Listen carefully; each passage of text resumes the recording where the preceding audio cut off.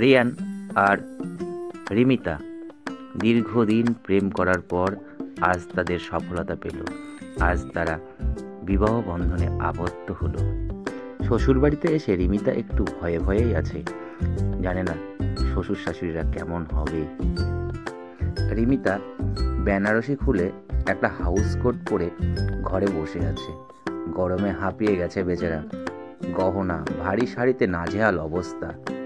রিয়ানের বাড়ির আত্মীয় স্বজনরা ফিস ফিস করে আলোচনা করছে, নতুন বউ শাড়ি পরেনি কেন, নতুন শ্বশুর বাড়ি বলে কথা। সর্বাণী ঘরে ঢুকে বলল, রিমিতার এটা শ্বশুর বাড়ি নয়, ওর এটা বাড়ি।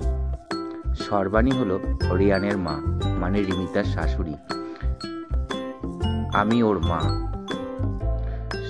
হ্যাঁ, ওর শ্বশুর আছে এ বাড়িতে, কিন্তু শাশুড়ি নেই, মা আছে। রিমিতা রিয়ানের কাছ থেকে শুনেছে ওর মা নাকি মারাত্মক রাগী, দরজাল টাইপ। ওই তাই বাড়িতে পা দেওয়া অবধি একটু ভয়ে ভয়েই আছে।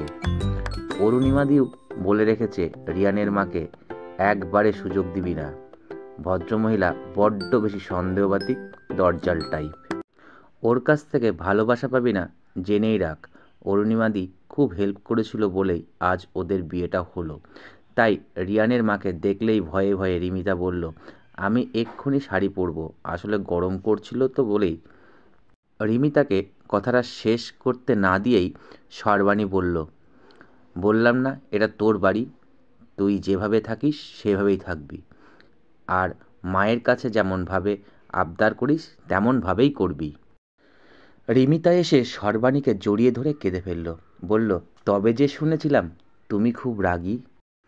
সর্বাণী অরুণিমা ও সুভাশিসের দিকে তাকিয়ে বলল, সে নিন্দুকেরা অনেক কথাই বলে, মা মেয়ে সম্পর্কের মধ্যে নিন্দুকেদের ঢুকতে না দেওয়াই বোধহয় বাঞ্ছনীয়।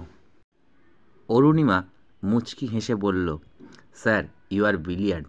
সুভাশিস রিয়ানের দিকে তাকিয়ে বলল, কিরে মা হ্যাংলা ছেলে, যা এই সুযোগে তুইও রিমিতার সঙ্গে মাকে আদর করে নে। মানুষটা মন্দ নয়, তবে বড্ড মেজাজি, ভীষণ মুডি আর একটু ব্যতিগ্রস্ত। অরুণিমা বলল, স্যার আপনি কিন্তু ম্যাডামকে এখনও বেশ ভালোবাসেন, তাই এত কিছুর পরও ওনার গুণ খুঁজে পাচ্ছেন।